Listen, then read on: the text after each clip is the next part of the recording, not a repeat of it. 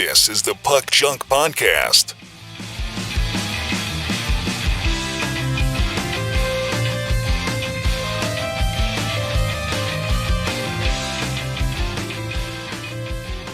Hello and welcome to the Puck Junk Hockey Podcast. I'm Sal Berry, and with me is Clemente Lisi and Tim Parrish. And today we are going to talk about the Upper Deck Series 2 Young Guns checklist.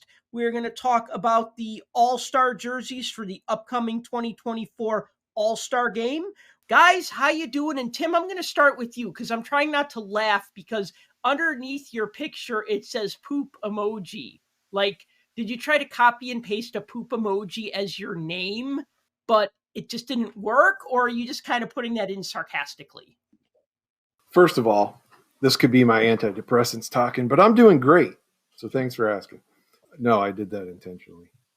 I fancy myself a comedian sometimes. So you can't actually put an emoji in this app for some reason. At least I couldn't figure out how.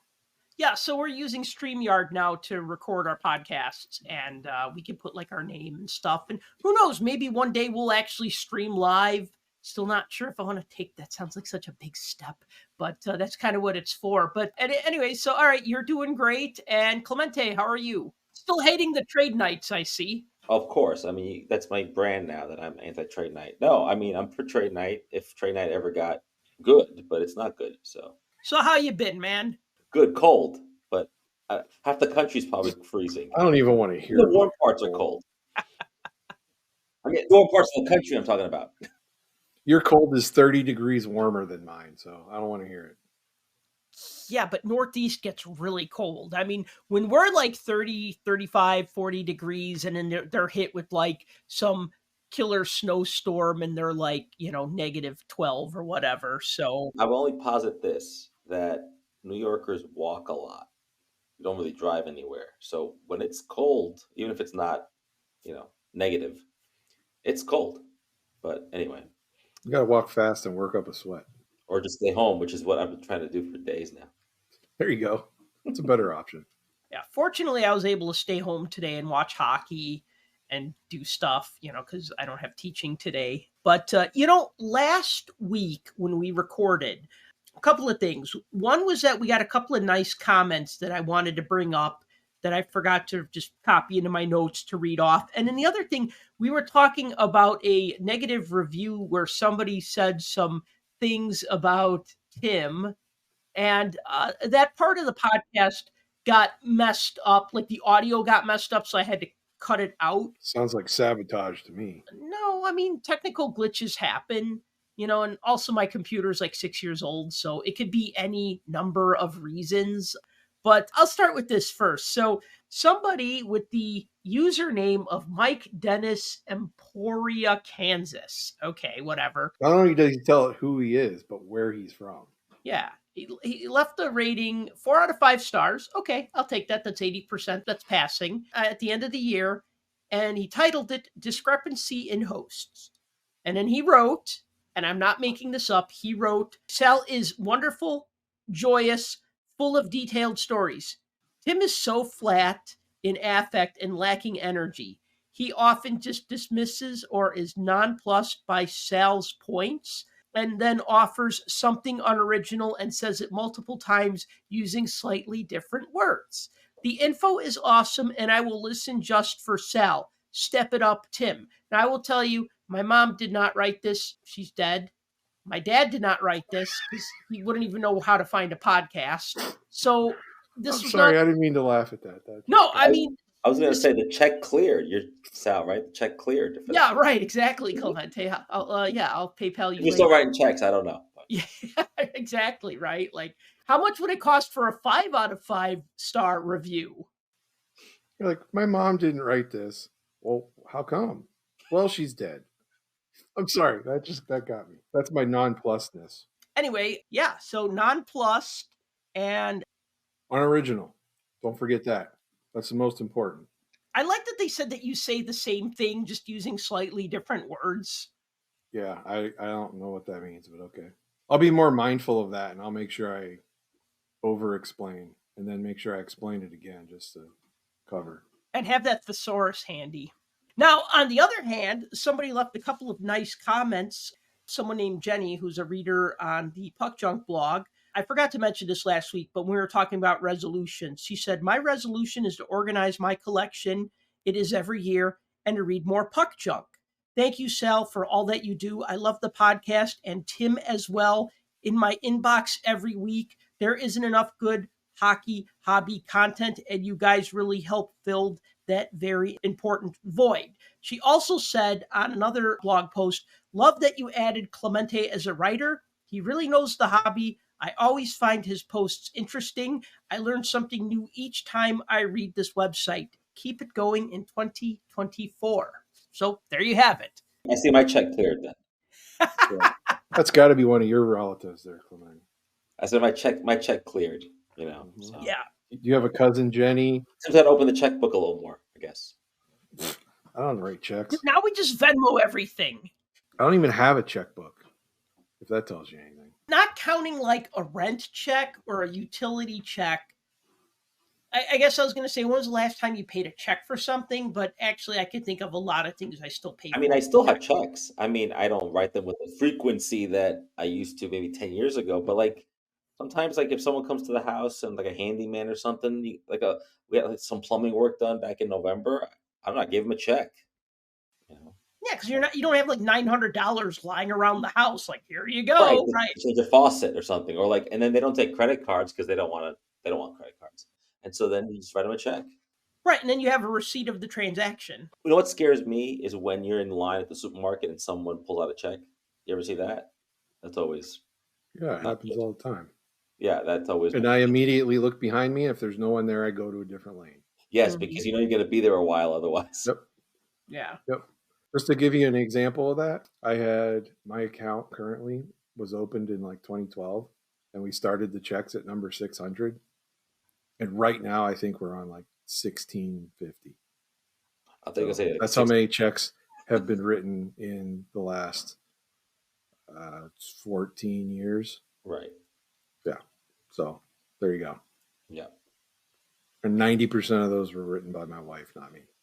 Yeah. I think like most merchandise, I'll just buy with credit card. But like, you know, every now and then you buy something and you mail a check or something if they don't take PayPal or whatever. You know, I had someone tell me that PayPal was like, they're like, you don't have Venmo? It's PayPal now. It's not, it's not PayPal anymore. I'm like, really? Yeah, because I think Venmo doesn't have any type of, we'll give you your money back if you got scammed. Well, PayPal's more complicated, right? PayPal's got that whole like friends and family. I mean, we all know this from being at card shows, right? Like friends and family, the whole, the whole limits and all that. I know, but it sounds like in the hobby, whenever I go to a show, people always talk about PayPal, not Venmo. So I don't know. Right.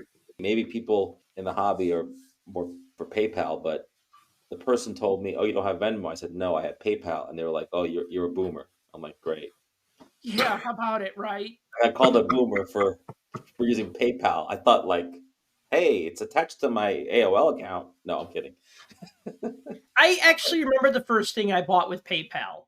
It was when I started using eBay in 1999, and in 2000, my roommate signed up for PayPal. And he said, hey, if you sign up for PayPal and you put my email in as referral, we'll each get a $5 credit. I said, cool. So I put him in. We each got a $5 credit. And then, I think I had it tied to a credit card or my checking account or whatever. But the first eBay transaction that I made and I used a PayPal account for was to buy some 1988-89 Pro Cards minor league team sets. And I don't remember, it was 3 of them. And one of them was the Rochester Americans. And I remember that because the guy only sent me 2 sets. And he didn't send me the American set. And that was the one I wanted the most. I forgot what the other 2 were, but they were whatever teams I didn't have that he had. And I was trying to get all the teams, and I left him a negative feedback because he didn't respond to any of my messages. And then he got really mad and he's like, remove that negative feedback. I'm like, send me the set you didn't send me. And he's like, no, not until you remove that negative feedback. I'm like, no, forget it. So what happened? Nothing. I never got my Rochester American set from that guy. I ended up buying it from somebody else later on in life. I paid him for 3 team sets and only got 2 of them. I will say your story takes me back to, I don't remember the first thing I bought with eBay or with PayPal, but I remember, I'm sure Tim does too, when you went from, instead of sending a check to somebody for the card you wanted, you actually had PayPal. It was like revolutionary. It's like, wow, I pay you now and I'll get the card in a couple of days, as opposed to, hey, I'm mailing you a check. It's going to take another like week to 10 days. Then you get the check, then you cash it, then you mail me my card. Like a month would go by. Do you remember, though, like when you were a seller on eBay back then, for those of you millennials and Zoomers and whatever the hell you're calling yourself these days, who never had to deal with this, somebody would buy your thing, you would send them an invoice, but maybe you'd also message them and be like, hey, I sent you an invoice, right? And then they'd say, I'm sending you a check. And then you'd get the check and then you'd message them and say, I got your check. And then you'd have to wait for it to clear. And then you'd call your bank. And then the bank said, yeah, there's been no chargebacks and it shows that the amount was deposited. Then you'd say, hey, I mailed your package. Here's the tracking number. All of this stuff you had to do manually. It was so like a message in a bottle, but like in the Web 1.0 days. And then now it's just so automated. Boom. You know what's funny about that story is that I just said I was offended by being called a boomer, and then we went into stories that prove that I'm a boomer. So thanks. Who cares? You know, No, but it's true for people who are our age or older. Being a seller, or even being a buyer, but being a seller on eBay was a huge pain in the butt. Now you didn't know that because you had nothing to compare it to, but you're right. Today it's a lot easier. Though I will tell you this, and this has probably happened to you guys. I'll still sometimes buy a card from somebody and get an invoice sent to me anyway. And I'm like, I already paid it. I already paid you. Like, I don't know. But I think some people are still in that habit, or maybe it's automatic. I don't know. But there's still some of that goes on. But you're right. It's not nearly as cumbersome as it was in 1999 or whatever. I do actually remember the very first thing I bought on eBay. Tim, do you remember the first thing you bought on eBay? Couldn't even begin to tell you. I think it might have been a T-shirt. I'm trying to remember. I can't remember. The first thing I bought on eBay was a Russian Penguins lapel pin. Do you still have it? I still have it, and I Wow. wear it sometimes. I pin it on my springtime jacket. Mm. That was a collaboration between the Pittsburgh Penguins and the Soviet Red Army team. The Penguins sponsored them. Basically, they rebranded CSKA, the Red Army team, as the Russian Penguins. They had this cartoony penguin as their logo, kind of looks like the Wilkes-Barre Scranton penguin. I was always obsessed with that logo, and I found the lapel pin, and I'm like, I need that. It was like $4 or something. I don't remember, but I do remember that, though. By the way, good side note, there's a very good documentary about that if you haven't seen it. So Yes, Red Penguin by Gabe Polsky. Also worth reading is my article about the Russian Penguins on the Hockey News. I will be sure to link to it so you can read it. Well, why don't we talk about Upper Deck 23-24 Series 2 Young Guns? So it's confirmed Connor Bedard is in Series 2, like Upper Deck has been saying all along. I thought it'd be really funny if they put him in Extended Series. Like, can you imagine, just for a minute, because you got the boxes of Series 2, the hobby boxes, pre-selling for $300. Imagine if you paid $300 for a pre-sale box of Series 2, and then you find out that Bedard is going to be in Extended Series. You would be pissed. by the way, I think he will be an extended series anyway. There'll be a second Young Guns, just like Lafreniere had. Yeah, why not? Well, I'm sure one of the retros will be in there. Oh, exactly. So they're gonna butter both sides of the toast if they want. So This whole thing, like we said in the very beginning, it's going to get milked till it can't be milked anymore. It just is what it is. But look, I mean, we all knew he was going to be the first one. It's card number 451. It's the first one in the set. He's also on the checklist. But, you know, why shouldn't he be at this point? Now that we have some season behind us, he's first in points. He's first in goals amongst all rookies. He's played 39 games. Yeah, he's hurt now. He had to have surgery, the whole deal. Is that going to affect him? I don't know. Is he going to come back before Series 2 comes out? Depends if they release it early instead of where it's supposed to be released. Maybe, maybe not. The thing that bugs me about Connor, and I get this. He's on a really crappy team. I mean, let's be honest. Nothing against the Blackhawks themselves, but they're just not a good team. And you watch them night in and night out, and they show bursts of like genius on one play, and then they disappear for a whole period. And he's a minus 22. Now, I know plus minus isn't a great stat, and there's more to it than just that, but he's a minus 22. That's how bad his team is. They give up tons of goals. So are they going to hold that against him in the rookie voting for rookie of the year? I don't know. I think it just really depends on if he comes back or not. But I claim to know nothing as far as what it's going to do to his young gun prices. I don't think his injury is going to do anything to him. Because remember, McDavid got hurt in his rookie season too. And it may have cooled off his cards a little bit. In the long run, by the season end, it was just the same as it was when it started. So I don't see that being a huge effect, especially considering we brought in all of these people that are just strictly chasing that young gun and don't collect hockey and don't care about hockey. They just want to pull this card so they can sell it and make big bucks. So until that stops, I mean, it'll carry on. In defense of the Blackhawks, they had a lot of injuries. Like all their veteran leadership and guys who actually know what they're doing are hurt. Taylor Hall's out for the season. Andreas Athanasiou is hurt. Seth Jones is hurt.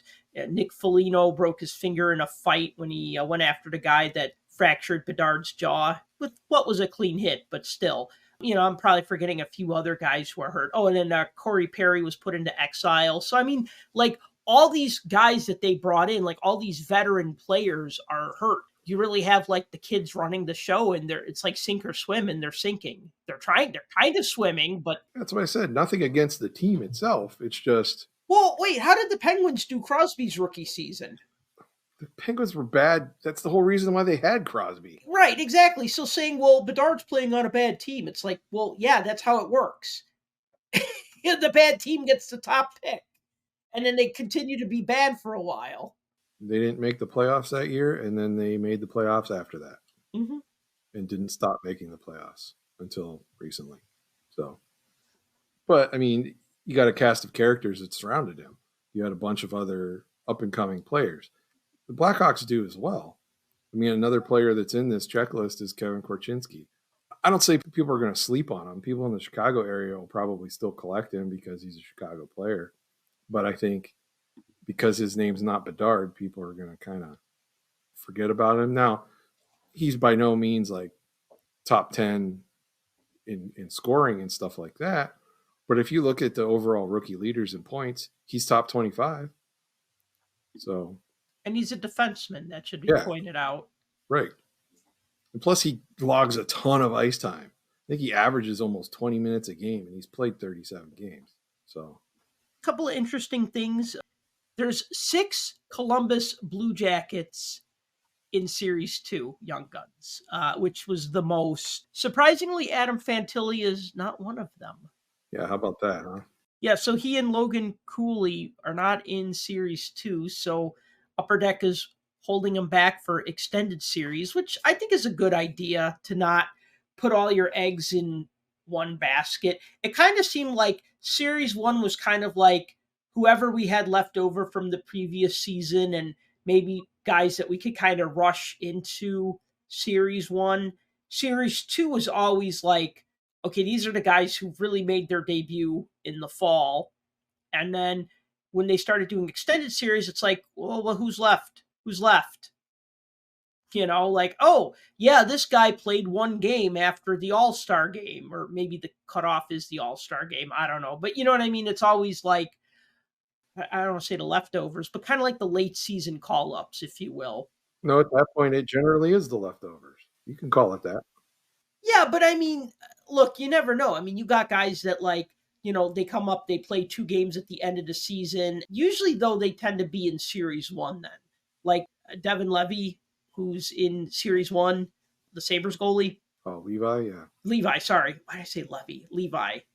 So you got like certain guys that are like, they played like the previous season, a few games.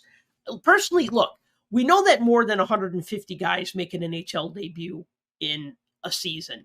I probably can't say that with 100% certainty, but well, actually, no, maybe I can't because, because in extended series, they did like those draft pick cards that were not young guns, but they were still short printed, but they like pictured the player in like a draft day photo. First round rookies. Yeah, that's it. First round rookies. And you know what? That's okay too. Or like when OPC would do like marquee rookies and marquee legends, because it's like, oh, we don't have enough rookies to fill out this set. So let's just do a Patrick Waugh card, a Wayne Gretzky card, a Mario Lemieux card, a Gordie Howe card, and a Bobby Orr card just to like fill out the checklist and to get to 500, I think we all can agree that the extended has been, for lack of a better word, a very lackluster set for those chasing the rookie cards. Just because of the simple fact of, you don't want to call them leftovers, but essentially they are. Go all the way back to 2021. Look at the extended for 2021. You got Art Kaliev in there. You got Artem Zub, who's not like a superstar, but everybody in Ottawa loves the guy. Right. So he's got some staying power hobby-wise from that standpoint. And you've got Michael Bunting, who came out on fire and's kind of cooled off. Maybe Drew O'Connor. I don't want people to go out and buy Drew O'Connor cards, but the guy's kind of the real deal in Pittsburgh. I mean, he's getting a lot of playing time and everything else. But other than that, there isn't a whole lot of firepower in that checklist. And you go look now, you can buy a box of this for like under $30. It's only a few years old. And you can buy extended for like $29.99 almost everywhere. When you go to the shows, everybody has tons of it and they're $30 all day long. Fast forward to 21-22. I dare you to name somebody off of that list for that year. You can't, because there's nothing. Like, you can go through it and there's a few names here and there that you're like, oh yeah, I've heard of that guy. Like Alex Turcotte's on there. He's got still time to cook. Casper Bjorkfist for the Penguins. Perfect example. He's not even in the United States anymore. He went back to playing Sweden. Seth Jarvis is in there. Okay, there's one maybe. But there's not a whole lot of staying power out of that list. Yeah, these are going to be long-term holds if that's what you're into. Maybe one of these guys are going to be good. Like, everybody was all up on Akira Schmid and for the Devils. I mean, he was like playing lights out hockey, and now look at him. So you might have like something like that where a guy's just going to be a bright spot somewhere in the future or be a call-up, and then go to last year's, the 22-23. The young gun list was smaller because of those first-round rookies that you were talking about. But go through that list. Again, who's in there? What's driving people to purchase this and say, yeah, I'm looking for that Justin Kirkland card. I need that Anton Lefchi card or Marcus Bjork, or like to talk about another Columbus Blue Jacket. I think what Upper Deck is doing is kind of smart from their standpoint, because if you take two of the top rookies and save them for the end, anybody that's got any interest in them at all has to wait until that product comes out. So they're going to have to shell out the money for it. So if it's 150, 160, 170 bucks, it wouldn't shock me in the least, because with Logan Cooley being in there and, having Fantilli held back for that as well. I mean, those are two great rookies. I think with Upper Deck, with extended series, I think 2021, I don't know if that was initially their plan, because it came out that summer. Let me think. Yeah, 2021. Like, it came out late.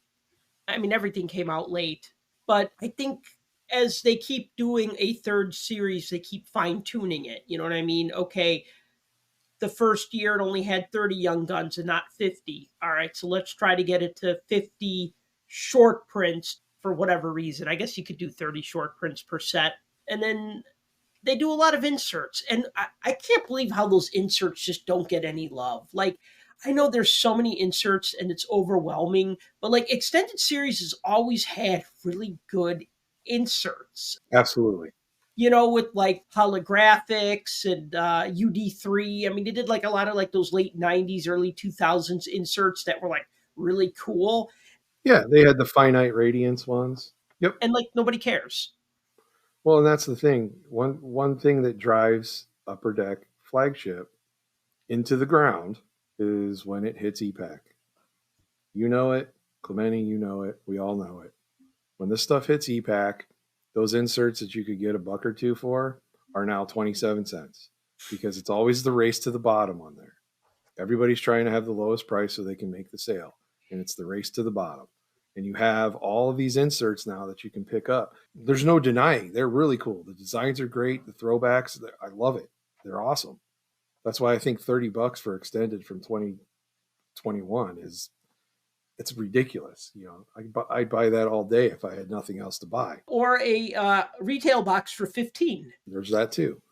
But yeah, all the time extended is got really great designs, and the choice that they pick for throwbacks for all of that stuff is great. Bringing all those old insert sets back, and Upper Deck's got a long history of all sorts of subsets and inserts from every product that they've ever made that they can pull from and harken back to, and it's going to bring out the nostalgia in most people. It's just, as a product as a whole, what do people want? They want the rookie cards. They want the young guns. And if there's nobody they've ever heard of or see every day, they have no interest. Now, I will say that, I wish that the inserts were more notable. I think what the flagship is missing is inserts that are rare, but also like the type of like insert that like Kaboom has for Panini, like that kind of insert where people would actually want to chase it. And I think flagship is almost built around set collectors, but we know that those people are a dying breed. We know that because we know it, but also because if they weren't a dying breed, extended series would be worth more. I remember at the National, I think they were selling extended for $60 maybe? And even that was low. I didn't buy one because there were no good rookies. And if you have the set already, or like you said, you can get each card for 20 cents if you go on ComC or somewhere else. You don't even need to buy the box, not to be able to even finish your set that way. And so, stuff like that is, I think, they have to think of something, it's a little bit more clever, I think, because otherwise I feel like you open a box and then at the end of the day, you're just looking to get the set for us set collectors. And then good luck getting any of the young guns, good luck getting the Bedard young gun or even being able to pull it. I mean, and then good luck even trying to afford the checklist version of Bedard on the checklist. I mean, I always thought, the set comes out February 29th. It's going for $300, the box. I'm like, if you want to spring for the box, you may be better off just keeping it sealed. Because if Bedard becomes a superstar, people will want that box. He might not be in there, of course, but we're going back to like in the early 90s when people were buying boxes and hoarding them with the hope that it was worth something. And let's not underestimate the overprinting possibility here too. So it's a short print, but out of what? Compared to the base, but how big is the base? So we'll see. All right, just to give a little perspective, you would get a Bedard young gun once in about every 9 boxes, because you still get 6 young guns per box. There's 12 packs now instead of 24 packs. So you think about that, you buy a box at $300, that's $25 a pack. I mean, that's ridiculous, because you think of, like, Tim, you could probably think of a couple of sets. Like, what are sets now that have packs that are like $25, right? Artifacts, is that like a $20 a pack kind of set? But you know what I mean, right? Like when you have like those EPAC packs are like $20 a pack, $25 a pack, but then you look at like Upper Deck and it's like, oh, $5.99 a pack, $6.99, you know what I mean? $4.99, whatever, right? Now it's a $25 a pack thing. I mean, you know what it does, right? It prices out anybody that's not spending their own money. And that's mostly people under the age of 18. Unfortunately, I hate to bring up the boomer thing again, but that's kind of what we're being here by saying, oh, I remember when packs were only this much or that much or this much. Am I saying we need to evolve? No, I'm not saying that. I don't necessarily think we need to evolve to any point in time, because we would all go back to where it was 99 cents a pack or even 50 cents a pack. But I think the point is, as more and more interest and eyeballs get thrown on this stuff, and namely this year with Connor Bedard driving this class, it pushes the price up, whether it's the suggested price coming from the manufacturer, which I don't think it is. I think it starts at a certain point, but I think it's the distributors that are getting the product, that are charging what they're charging to the dealers that they're selling the boxes to. And it's the dealers that are trying to make a couple bucks off of it, knowing that there's going to be hype. Because if they put it at $200 a box, they may not get the three of us to buy it, but they're going to get somebody, and it's going to sell out. It would sell out at 300. It would sell out at 400 probably. I know that's crazy to think about, but it will, because the hype around this card, this one card that might be 1 per 9 boxes. That's what you said, 9 boxes.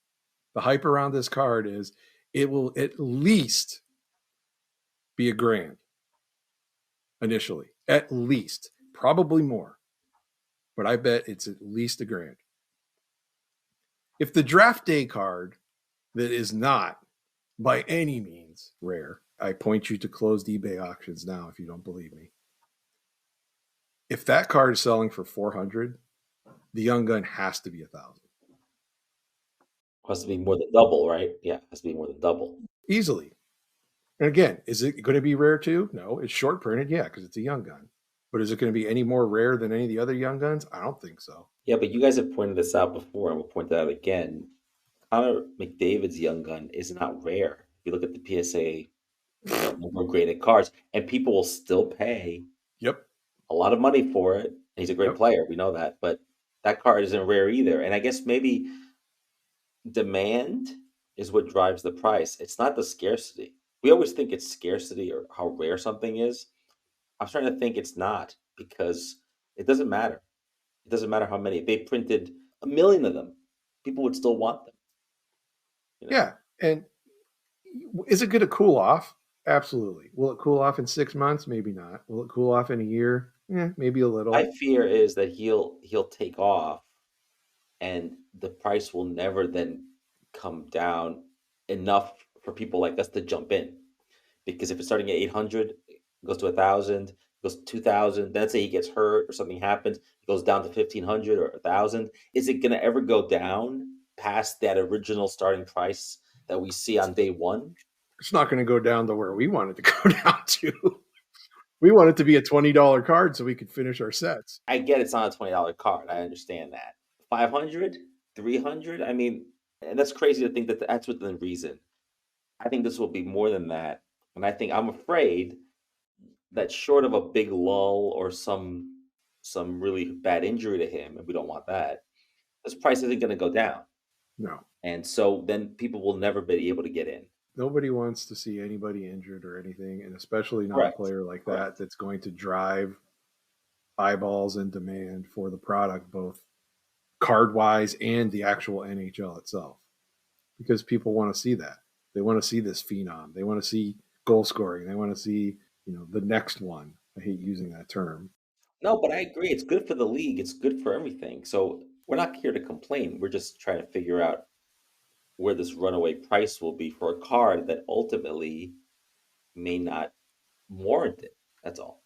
Well, we can speculate all you want. My guess is 1,000. That's the number I'm putting it at. If you want to do over under on that and take the over, I don't hate you for it. Look, if it's under that, it's not under by a lot. It could be 850, 900. Yeah. We'll know in a month. People will start posting stuff on eBay. Maybe there are postings already on speculation. Hey, I'm selling the Bedard Young Gun once I get it. Oh, I'm sure. You see that all the time. People start selling things that don't exist yet. Right. And we don't even know, right, Sal? We don't even have an idea of what this card looks like. They haven't put out any art on the card at all. Right. So we don't know what it looks like. I haven't seen any preview images of it yet. Which makes me think that it's still maybe not finalized, or maybe it is. And they the suspense is building, obviously. And we've been talking about this now since the day he got drafted. I mean, they're milking it for all they can. I mean, it's. And why not? Why wouldn't you? Why wouldn't you? Right. Just like with Alexei Lafreniere, when his Young Gun came out, it launched. It was selling at around $600, and I waited and waited and waited, and then I ended up getting one for like maybe 100, and I think I got a second one for like 70 or 80, and I don't even think it's worth that anymore. But those were prices I was comfortable with paying. I think the same thing with like Kirill Kaprizov. I think I got his young gun. I think I bought one for like 100 and like another one for like 80 or 90. I don't know what it's worth now. I don't really care. I have two of them. I'm happy. I don't really need two of them. I just needed one for my set. The other one was kind of more of like an opportunity came about. And I said, oh, okay, well, I'll buy that. And what else you got? Yeah, but you're right. If it starts at 1,000, it's hard to see it ever going down to be like $100 card. Unless, well, two things could possibly influence that. One is that there's just so damn many of them with retail, with hobby, and with EPAC. And remember, EPAC, they don't have to print the base cards. They're just printing the Young Guns and the inserts, and that's what people want. When they go on EPAC, they know, yeah, they can combine 10 base cards to get a special glittery base card and combine 10 of those for like the super glittery, I call it the twice baked potato of trading cards, because that's what it is. You can combine 10 and now you have the other parallel, but like nobody really cares about that. They're after the Young Guns, right? And I mean, if people could buy EPACs for $15 and they're like, I don't care about the base cards, I just want to see if I get what Young Guns I get, right? The thing is like if I was Upper Deck, just keep printing them. Just print them, because they only make money when they make that initial sale. Like, it doesn't matter if you get a Connor Bedard and you sell it for $1,000, they don't make any money off of that. So it's their incentive to say, ooh, wow, that sold for $1,000. Oh, by the way, we're selling packs on EPAC for $20 a pack. And then, try to get people to buy those, which they will. Because these numbers you're throwing out, we're guesstimating here. These are the raw versions. Once people start to grade them, you create a whole other layer of a market where the PSA 10 of the rookie card is not worth $1,000. That could be worth $2,000. And now a new bar is set. And now all of a sudden now you have more and more people. And now with PSA and all those other companies turning over quicker, now I'm seeing the Easter egg Bedard card graded like all over eBay. They're graded now because it's been enough time. Those are worth, a decent amount of money. And so, so you create a whole new market, a whole new layer with that. And so I think the majority of people that listen to this show or are in the hobby and care about the hobby and care about these cards and care about collecting want to be able to afford it. I'm not saying it needs to be $20 because that's not realistic. But the people with the bro cases, this is going to be their thing. Okay, Boomer. I'm telling you, Chicago Sports Spectacular in March, when this card is about 3 weeks old, maybe a month, depending, that's going to be, I keep saying it, ground zero for this card. Because I listen to other podcasters, I know, gasp. What? And some of them just do soccer or do other sports. And even they're like, hey, hockey's big, there's this guy Bedard on there. And I'm like, these people have never heard of hockey or the sport. And they're throwing it out there. We've drug all these people over onto our side. And even if it's only for a minute. They're not on our side. They're just here for that card. They're not here for everything else. They don't care about anything else. That's what I mean. Even if it's only for a minute, they're here for now. They're here to flip it, to make some money. And then they're gone again. Trust me, they're not going to hang out. And that's fine. But they're going to drive the price up. This is like real estate. People from all over, they come, they want something, they raise the prices, then they move out. And the price is up now. It doesn't go back down. And so on this card, I'm afraid that the people who are the basketball people, the soccer people, the people that do the flipping, they're going to be all over this. And that's it. And we have to just deal with it. So let's do this. Let's shift what we're talking about here to any of the young guns that are worthwhile going after that aren't named Bedard. Well, I like the Leo Carlson. I feel like he could be a kind of a sleeper, and I can see people, or even Korchinski, we mentioned him. I can see people not even caring about anybody else in Series 2. Literally nobody else. Leo Carlson right now is 14th in points in rookie scoring. He's got 8 goals. But guess what? He also is hurt.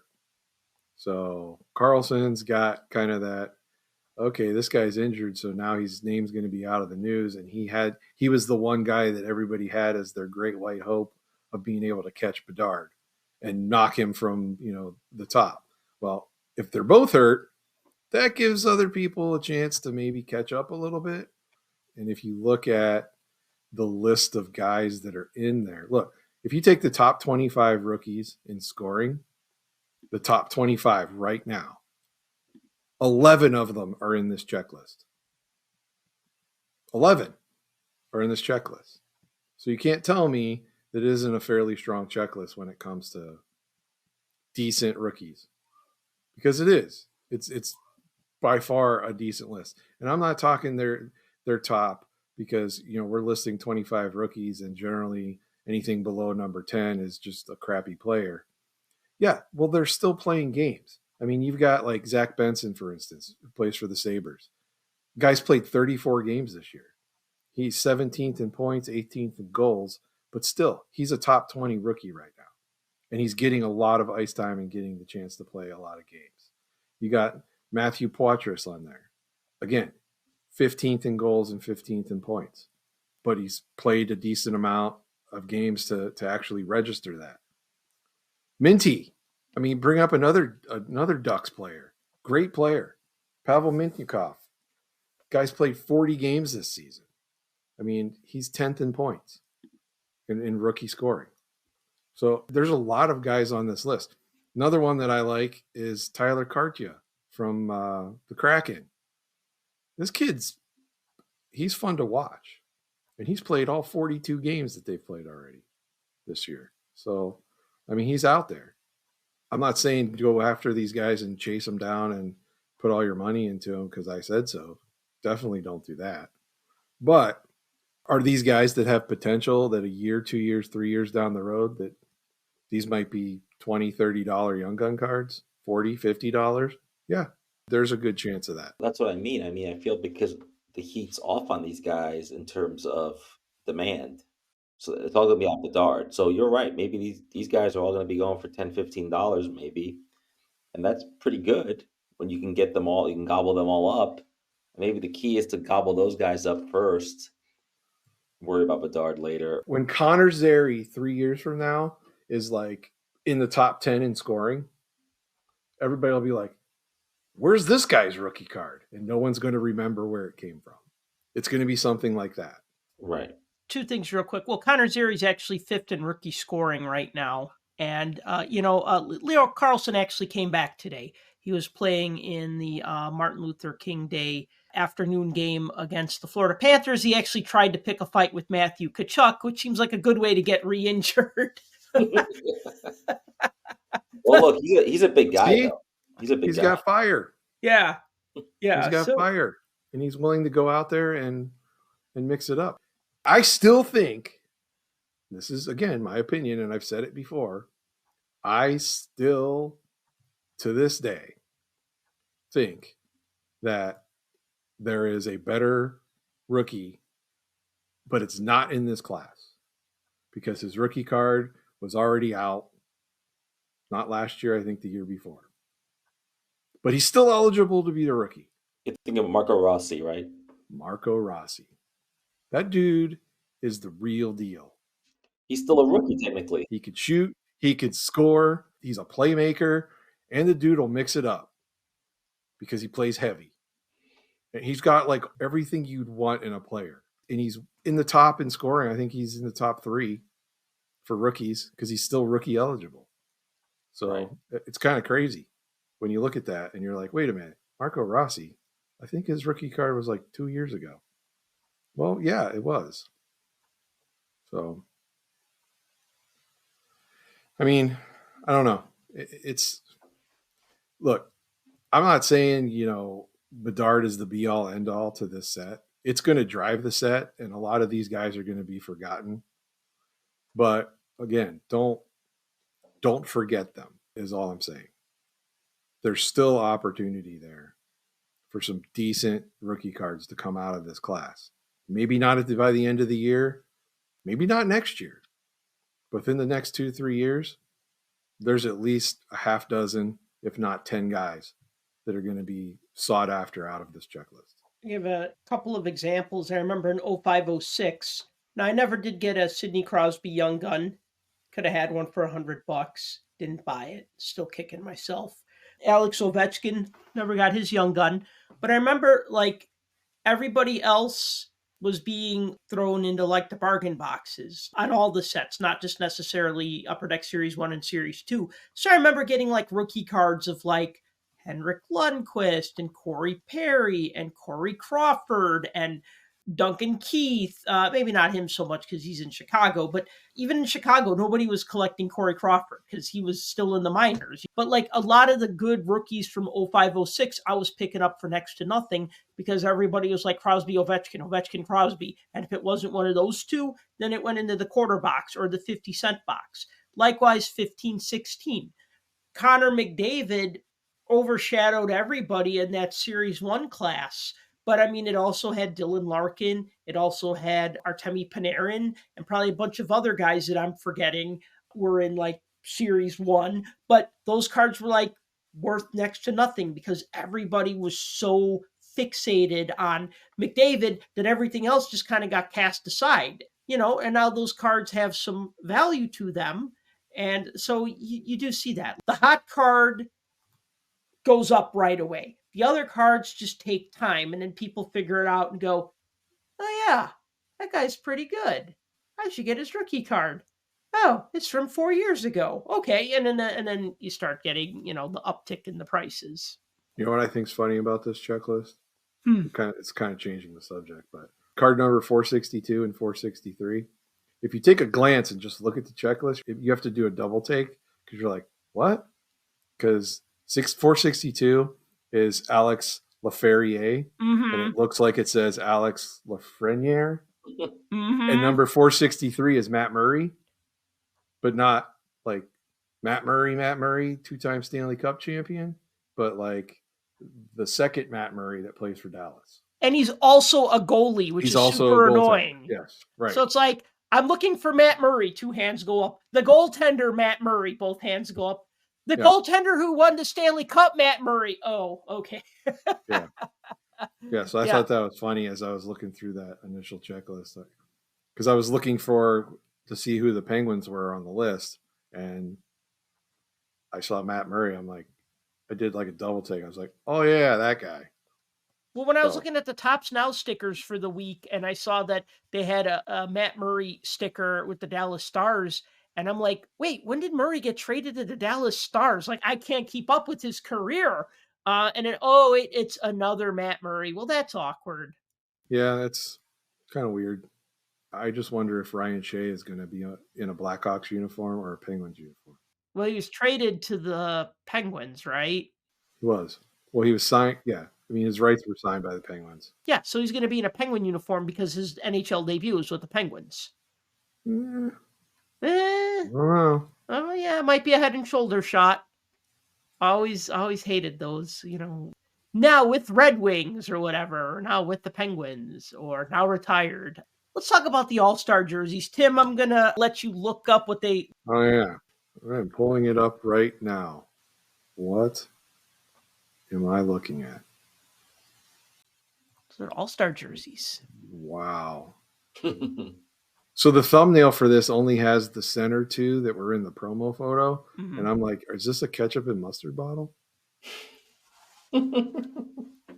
Okay, continue with your thought. That's my initial reaction. No, my initial thought when I saw it was it looked like something out of McDonald's or something. Like, I don't know why I got a McDonald's feel. I know that Sal made another analogy. Yes. Which made sense once he said it. But like to me, I'm like, this looks like something that from like McDonald's in the 80s or something. Like it was a very weird pattern and design. And I wonder if it'll look better on the players than it does just hanging there. But no, whenever the NHL cannot get worse with their All-Star jerseys, somehow they get worse with their All-Star jerseys. Do you remember back during the North America versus the World phase when they added the collars, like the little foldy floppy collars, like soccer jerseys to the All-Star uniforms? And everyone is like, those are terrible. Those are like on soccer uniforms, the collar, right? And then the lapels, right?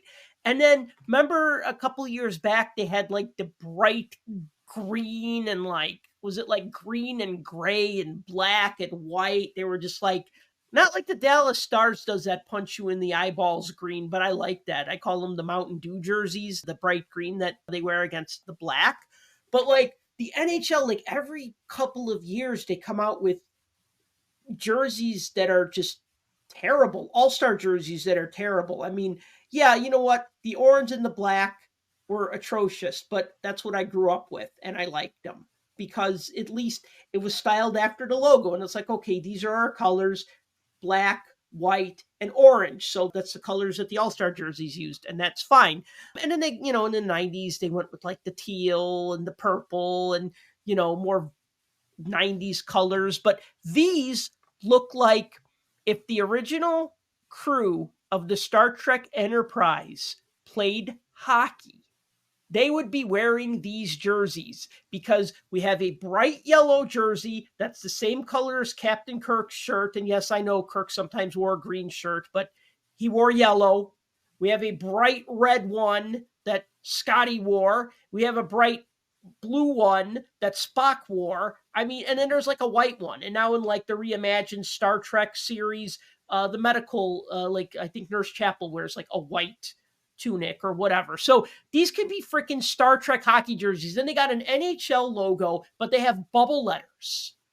And then behind them is a star, but it's kind of a lopsided star. So if you kind of look at it, it kind of looks like the communicator badges that they would wear in Star Trek and Star Trek The Next Generation. These were designed by Justin Bieber's clothing brand, which is called Drew House. Boy, you should have just dropped the mic on that one. What? They were designed by Justin Bieber. Next topic. Well, we don't know if he designed it. He just gets credit for it because it's his company. But Drew House, which is his fashion design brand. The thing is, the NHL's smart to collaborate with Justin Bieber, but this is just not good. Remember he did those Maple Leaf jerseys that like had like, was it like a big yellow smiley face? I don't think they were actually their jerseys. They were like some sort of like non-jersey jerseys that he designed or something. He's a Leafs fan. That's great. But you kind of want him to participate and be involved with the league, but not necessarily like design jerseys. Like have him sing at the All-Star game. That would be awesome. People would tune in for that to, so that they can watch it on TSN or wherever they bury the game. Is there any celebrity challenge at this All-Star game? Because maybe he'll get like double body checked for these jerseys. Yeah. Because they're so bad. I think they're pretty ugly. So, and are people going to buy them? I don't know. We'll see. The people who like them obviously are going to buy them. I think the thing is because like, if you kind of like them, you have to buy them because they change them every year, Right. You think of like the John Scott All-Star year. I liked those jerseys, but they were simple. They were black, white, and gray. And I think maybe they had a little bit of a color highlight. I can't remember. I think like the NHL logo maybe had yellow or gold or orange on it or something. But those are like nice and simple. You got 4 teams. They're doing a player draft, fantasy draft. So that's fine. You have a green team and a blue team and a white team and a yellow team. That's fine. But like, yeah, these are just hideous. These are not for us. This is like the Boomer episode of the Puck Junk podcast. Yeah, that's exactly what I was going to say. We keep going on to these topics that are like turning us into the grumpy old men. Oh, by the way, you said we were boomers and we're Gen Xers, Tim. No, I know, but they call you boomer just to say you're old. That's what the young people call us. Anybody over 30 is a boomer now. Like, yeah, my kids call me boomer all the time, and I call them boomer too when they act stupid. And they get mad. We can't be boomers. We're too young. I'm like, no, you can. You're an idiot.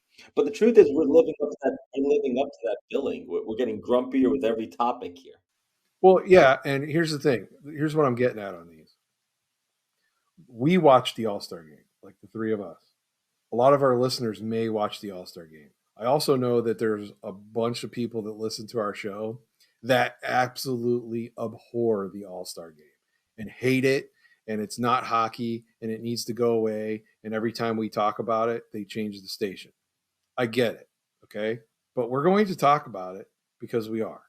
And these aren't for us. If you look at the way these are designed, these are like straight up, I'm trying to get the 25 and under crowd to get excited about these and do something that makes it look like we're in tune with and we're hip, I can see this in my head. This conversation went down over a boardroom table and somebody pulled these out and everybody said, no way. And then somebody said something else. And Gary Bettman was like, okay, I get it. I'm hip. I understand what the kids like. And this is something that they went for. But still, look at how they're designed. Like you said, Sal, it's like a rounded off corner stuff. It's bubble letters. It looks like a Star Trek logo in the middle because you can barely see the two sides of the stars on either side. But look at the arms on these. They got the stars down the sides with racing stripes. And if you look at the white jersey, it looks like it should be a referee jersey because it's white and it's got the black stripes going down it. And it's really bizarre looking. Now, when they put these whole ensembles together, maybe they'll look okay on a player skating around the ice. I don't think they will, but whatever. It's an all-star game. It's for fun. Hang on, you got to see on the back of the jersey. You can't see this because that picture doesn't have the back of the jersey, but they put the nameplate below the number. So it's like on the butt area? Yeah, it's like the lower back. It's like where you get a tramp stamp. I've never seen that on any kind of sports jersey of any sport ever. Oh, yeah, I can name one. The women's hockey jerseys tend to put their names under the numbers because they have longer hair. So their name would get covered by their hair sticking out of their helmet. So they put their names under their numbers, which I thought was actually a very creative workaround for that. Right. That just seems weird to me because then if you're getting this jersey and you want to wear it, let's say, and then you end up sitting on the name. If you're sitting, you end up sitting on the name. So it's weird. Yeah, I don't know. Like you said, they're not for me, but if they did a reverse retro and they just said, all right, we're doing the 90-91 jerseys, I'd be like, cool. Or if they just did a spin on the 90-91 with like the stars on the sleeves and the stars around the waist and like just using like 3 colors and then like the All-Star patch was it on both shoulders? Now, I do like that they put the team patch will still be on the shoulder. So if the guy, if it's Sidney Crosby on the Penguins, he'll have the Penguins patch on one of the shoulders. And I think that's cool. I like that touch. When they announced these, they had a little blurb thing that they did on Hockey Night in Canada about them. And they were trying to explain the reasoning behind the design change and why it was so drastically different. And again, being that it's a fashion company that's affiliated with Justin Bieber, the whole thing was youth forward. What are kids into? They stare at their phones all day. They're into like quick and flashy and stuff like that. And that's why they designed them the way they did, is to draw that attention. Did you see the picture of Austin Matthews wearing the blue one? He looks miserable. I know him and Bieber are friends, but in the picture, and I don't know if he did that on purpose, but he looks like he'd rather be doing anything but that. It's kind of a funny picture. They posted it. It looks like a Polaroid, but it's Matthews just standing there. It looks totally nonplussed. Okay, well, thank you for listening to the Puck Junk Hockey Podcast. As always, if you've enjoyed this show, please be sure to like and subscribe. Please be sure to tell your friends. Please follow us on social media. And until next time, collect what you like and what you can afford. For more hockey goodness, follow us on Twitter @PuckJunk.